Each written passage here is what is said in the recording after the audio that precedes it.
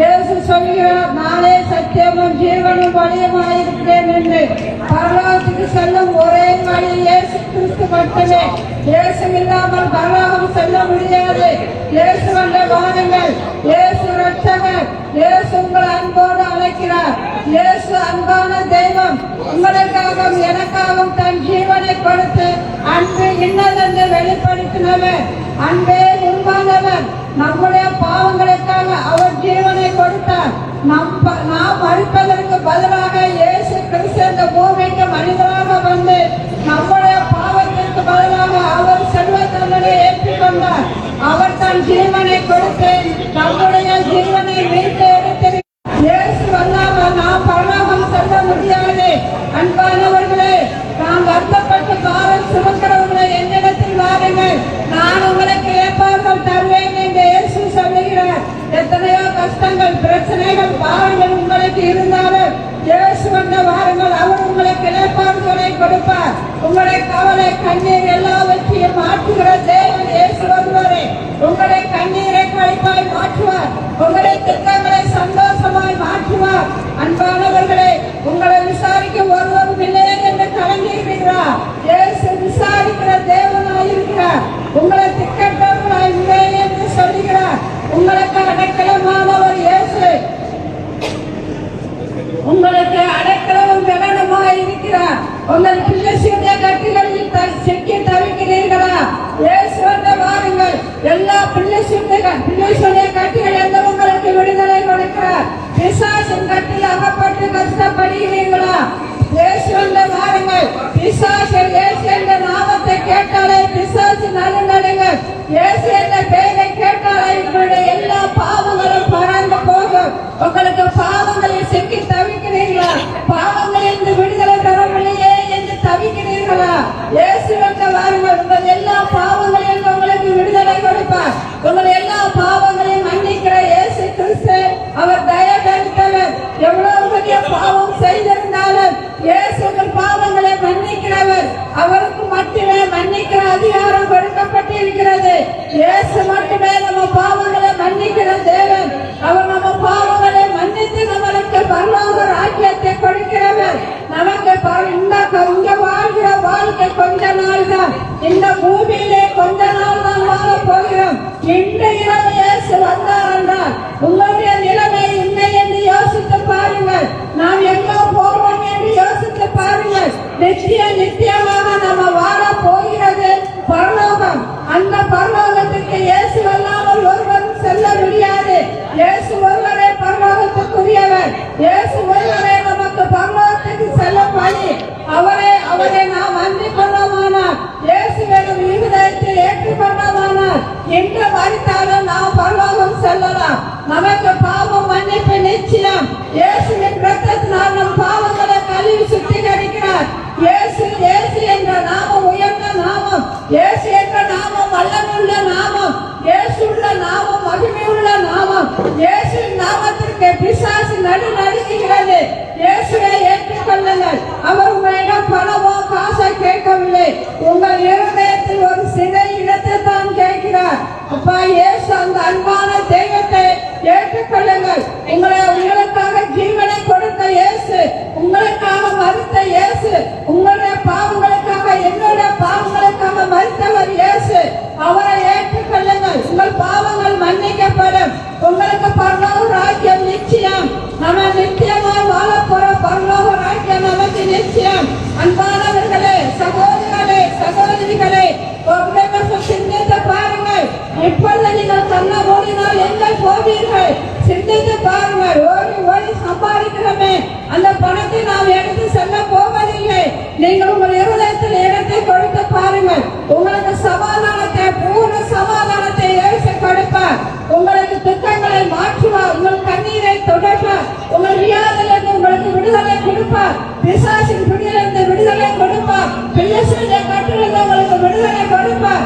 இயேசு வந்த வாருங்கள். அன்பானவர்களே, அன்பான சகோதரிகளே, நாம் பெற்ற இன்பத்தை நீங்களும் அனுபவிக்க வேண்டும் என்ற காரணத்துக்காகத்தான் இயேசு இந்த இடத்தில் எங்களை நிறுத்தி பேச சொல்லுகிறார். உங்களுக்காக இயேசு சிலுவை சுமந்தார். உங்களுக்காக முள்முடி சூட்டினார். உங்களுக்காக அந்த கல்வாரியில ரத்தம் சிந்தினார்.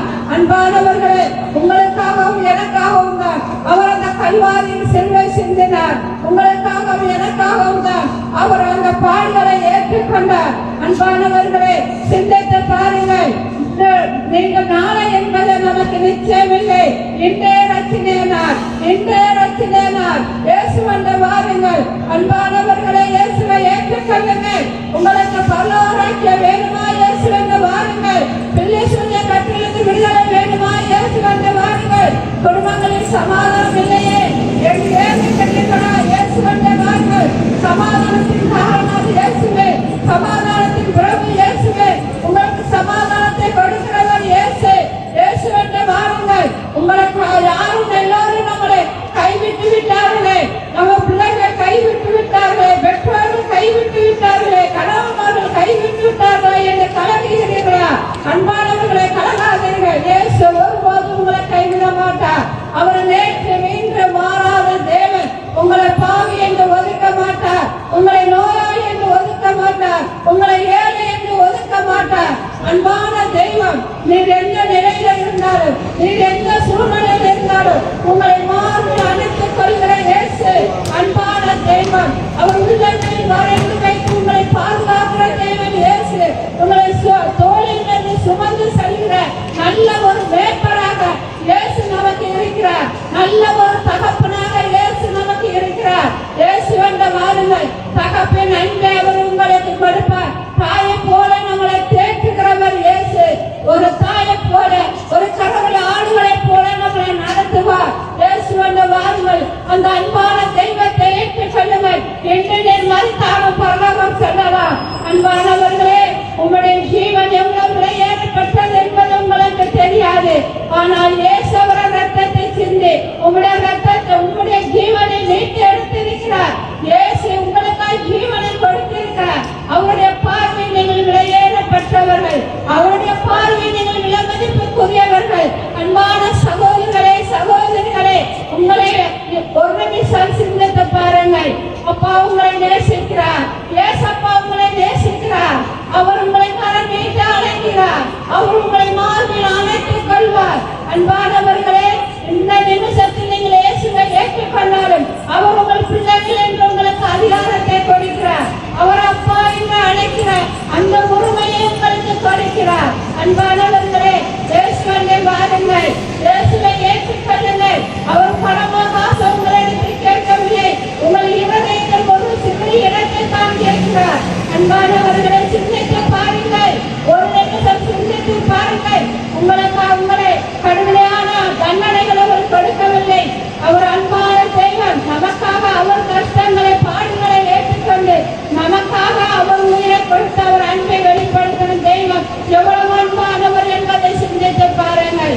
அன்பானவர்களே, இந்த நாள் கடைசி நாளாக இருக்கலாம், இந்த நிமிஷம் கடைசி நிமிஷமாக இருக்கலாம். ஒரு எச்சரிப்பின் சத்தம், இயேசு வரப்போகிறார். இயேசு சீக்கிரம் வரப்போகிறார். இந்த உலகம் முடிய போகிறது. இந்த உலகம் முடிய போகிறது. இயேசுவை ஏற்றுக்கொள்ளுங்கள். இந்த நிமிஷம் இயேசு வந்தாலும் நாம் கண்ண மூடினாலும் பரலோகம் செல்ல தயாராக இருக்கிறோமா? உங்கள் ஆவி, ஆத்மா, சரீரங்களை பரிசுத்தமா காத்துக்கொள்ள இயேசு ஒருவர் மட்டும்தான் முடியும். அவரே நம்மளை பரிசுத்தப்படுத்துகிற தேவன். அவரே நம்மளை பரிசுத்த காத்துக்கொள்ள கிருபை செய்கிறவர் இயேசு ஒருவர் மட்டும்தான். அவரை ஏற்றுக்கொள்ளுங்கள். அவரை ஏற்றுக்கொள்ளுங்கள். இயேசு நல்லவர். இயேசு அன்பானவர். இயேசு நம்முடைய அன்பான தகப்பன். இயேசு நம் தாய்க்கு மேலானவர், நம் சகோதரருக்கு மேலானவர், நம் தகப்பனுக்கு மேலானவர். இயேசுவை இயேசுவை ஏற்றுக்கொள்ளுங்கள். ஹல்லேலூயா, ஹல்லேலூயா. ஆமென்.